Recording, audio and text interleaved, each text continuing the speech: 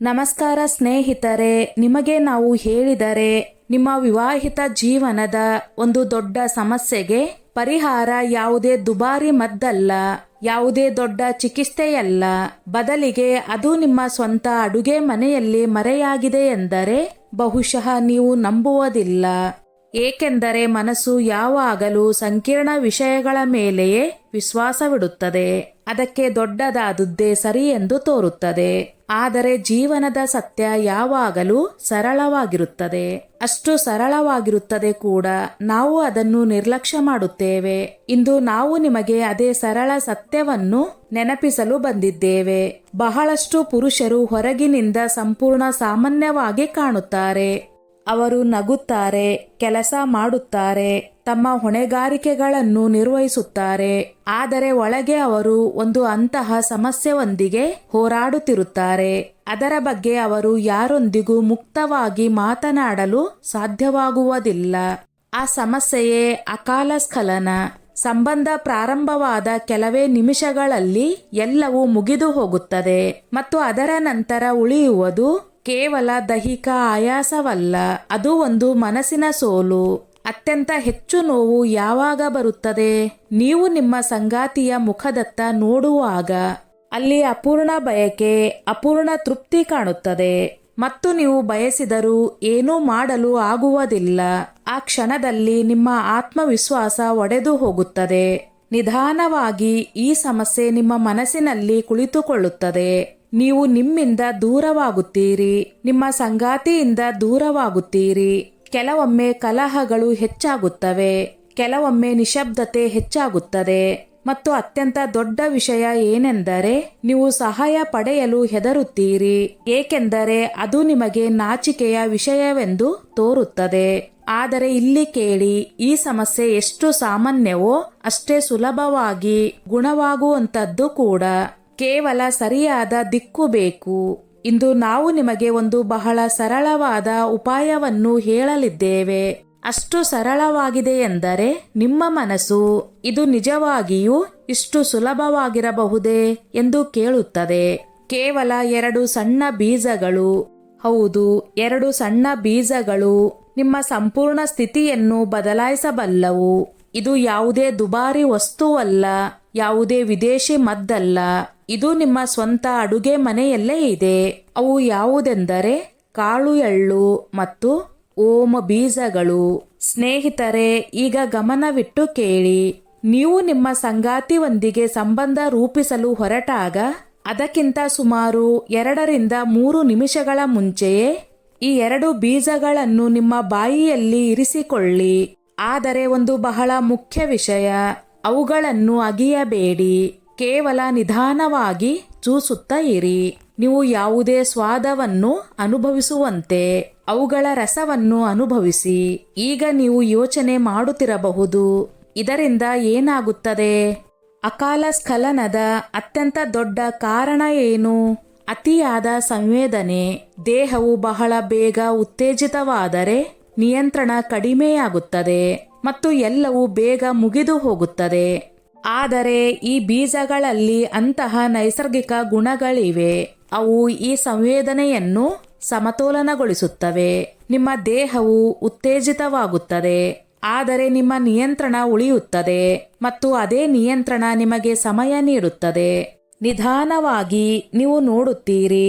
ನೀವು ಹಿಂದಿನಂತೆ ಹೆಚ್ಚು ಸಮಯದವರೆಗೆ ತಡೆದುಕೊಳ್ಳುತ್ತೀರಿ ಮತ್ತು ಅತ್ಯಂತ ಮುಖ್ಯ ವಿಷಯ ಏನೆಂದರೆ ನಿಮ್ಮ ಭಯ ಕಡಿಮೆಯಾಗುತ್ತದೆ. ಏಕೆಂದರೆ ನಿಜವಾದ ಸಮಸ್ಯೆ ದೇಹವಲ್ಲ, ಮನಸ್ಸಿನ ಭಯವೇ. ಇನ್ನೊಂದು ವಿಷಯ, ಇಂದು ಬಹುತೇಕ ಜನರು ತಕ್ಷಣದ ಫಲ ಬಯಸುತ್ತಾರೆ. ಅವರು ಮದ್ದುಗಳತ್ತ ಓಡುತ್ತಾರೆ. ಆದರೆ ಪ್ರತಿ ತ್ವರಿತವಾಗಿ ಕೆಲಸ ಮಾಡುವ ವಸ್ತುವೇ ಸರಿಯಾದುದಲ್ಲ. ಅನೇಕ ಮದ್ದುಗಳು ತಕ್ಷಣ ಪರಿಣಾಮ ತೋರಿಸುತ್ತವೆ, ಆದರೆ ಅವುಗಳೊಂದಿಗೆ ದುಷ್ಪರಿಣಾಮಗಳು ಬರುತ್ತವೆ. ತಲೆನೋವು, ಹೃದಯದ ಬಡಿತ ಹೆಚ್ಚಾಗುವುದು, ಆಯಾಸ ಮತ್ತು ದೇಹದ ಮೇಲೆ ಒತ್ತಡ. ನಿಧಾನವಾಗಿ ದೇಹವು ಅವುಗಳಿಗೆ ಅಭ್ಯಾಸ ಮಾಡಿಕೊಳ್ಳುತ್ತದೆ ಮತ್ತು ನಂತರ ಮದ್ದಿಲ್ಲದೆ ನೀವು ನಿಮ್ಮ ಮೇಲೆಯೇ ವಿಶ್ವಾಸ ಕಳೆದುಕೊಳ್ಳುತ್ತೀರಿ. ಇದಕ್ಕೆ ವಿರುದ್ಧವಾಗಿ ನೈಸರ್ಗಿಕ ಉಪಾಯಗಳು ನಿಧಾನವಾಗಿ ಕೆಲಸ ಮಾಡುತ್ತವೆ, ಆದರೆ ದೀರ್ಘಕಾಲ ಉಳಿಯುತ್ತವೆ. ಅವು ದೇಹವನ್ನು ಸಮತೋಲನಗೊಳಿಸುತ್ತವೆ, ಒಳಗಿನಿಂದ ಬಲಪಡಿಸುತ್ತವೆ. ಈಗ ಈ ಪರಿಣಾಮವನ್ನು ಇನ್ನಷ್ಟು ಹೆಚ್ಚಿಸಲು ಬಯಸಿದರೆ ಇನ್ನೊಂದು ವಿಧಾನವಿದೆ.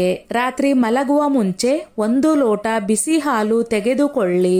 ಅದಕ್ಕೆ ಕಾಳು ಎಳ್ಳು ಮತ್ತು ಓಂ ಬೀಜಗಳನ್ನು ಹಾಕಿ, ಜೊತೆಗೆ 2 ಲವಂಗವನ್ನು ಹಾಕಿ ಮತ್ತು ನಿಧಾನವಾಗಿ ಕುಡಿಯಿರಿ. ಲವಂಗವು ನಿಮ್ಮ ನರಗಳನ್ನು ಶಾಂತಗೊಳಿಸುತ್ತದೆ, ರಕ್ತದ ಹರಿವನ್ನು ಉತ್ತಮಗೊಳಿಸುತ್ತದೆ ಮತ್ತು ರಕ್ತದ ಹರಿವು ಉತ್ತಮವಾದಾಗ ದೇಹದ ಪ್ರತಿ ಭಾಗಕ್ಕೂ ಶಕ್ತಿ ಹೆಚ್ಚಾಗುತ್ತದೆ. ಅದರ ಪರಿಣಾಮ ನಿಮ್ಮ ಸಾಮರ್ಥ್ಯದ ಮೇಲೂ ಬೀಳುತ್ತದೆ. ಆದರೆ ಕೇಳಿ, ಕೇವಲ ಉಪಾಯವೇ ಎಲ್ಲವೂ ಅಲ್ಲ, ನಿಮ್ಮ ವಿಧಾನವು ಅಷ್ಟೇ ಮುಖ್ಯ. ಬಹುತೇಕ ಜನರು ಒಂದೇ ವಿಧಾನದಲ್ಲಿ ಸಂಬಂಧ ರೂಪಿಸುತ್ತಾರೆ ಮತ್ತು ಅದೇ ಅಭ್ಯಾಸವಾಗುತ್ತದೆ. ಆದರೆ ಕೆಲವು ಸ್ಥಿತಿಗಳು ನಿಮಗೆ ಹೆಚ್ಚು ನಿಯಂತ್ರಣ ನೀಡುತ್ತವೆ. ಮತ್ತು ನೆನಪಿಡಿ, ಸಂಬಂಧವು ಕೇವಲ ದೇಹದಲ್ಲ, ಅದು ಭಾವನೆಗಳ ಒಗ್ಗೂಡುವಿಕೆ.